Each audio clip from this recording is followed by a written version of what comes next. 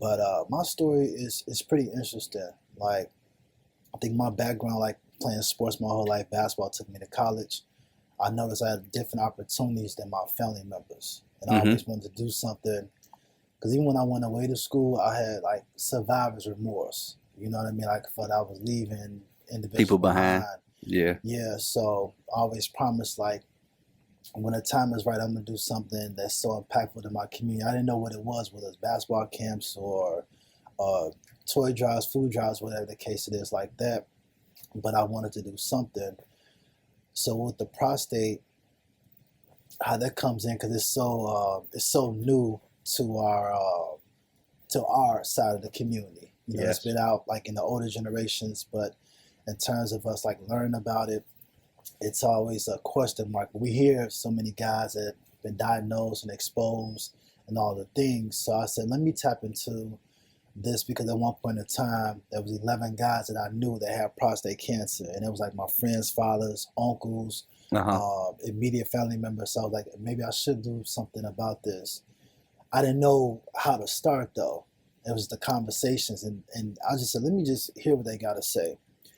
And it was in the back of my uncle's restaurant. They played cards all day. We in Woodlines or Ace's Soul Food. That was a spot where all the guys would come to. What restaurant was that? Ace's Soul Food on 63rd and Vernon. 6030 Vernon? Yep. Okay.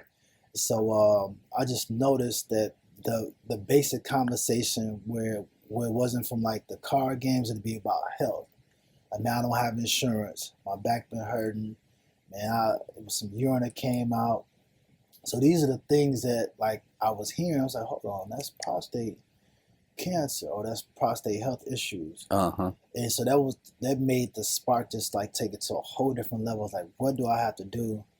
Consider I do have some relationships. I have some people that I went to school with that in the medical field, but like, how can I bridge that gap? And I was able to do that. So I said, let's incorporate something where everyone can gravitate to Uh-huh. basketball.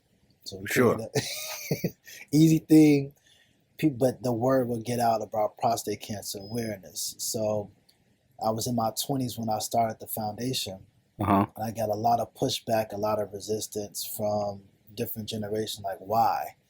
Why are you doing this? You're not a doctor. I'm like, I don't have to be a doctor to save lives. You know what I mean? Like, it was, Not at all. and we're still going through that in these different fields. So along the way, I wanted to create something like All-Star Weekend is one of my favorite events. Mm-hmm. It's just I went to them so many years. A child, my grandfather would take us there, so I wanted to create something that would like get the attention throughout the whole weekend. So we created a basketball night. Got some guys in there. We noticed that everyone can't make the health seminar, so we created a prostate health seminar where we provide screenings there. You just draw your blood.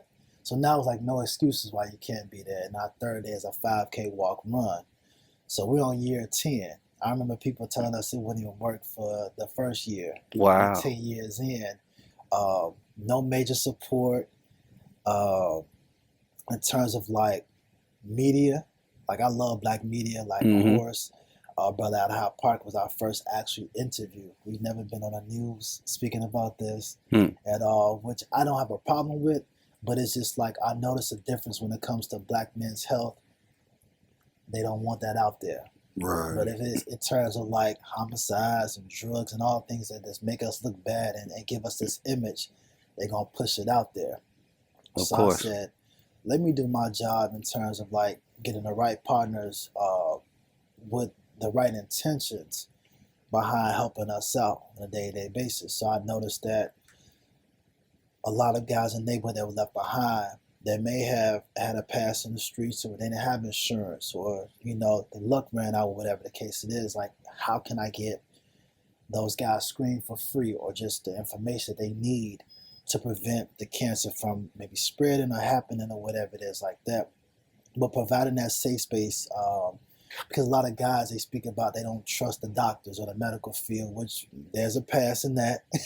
I definitely don't. For so many years that has let us down. So that was the gateway.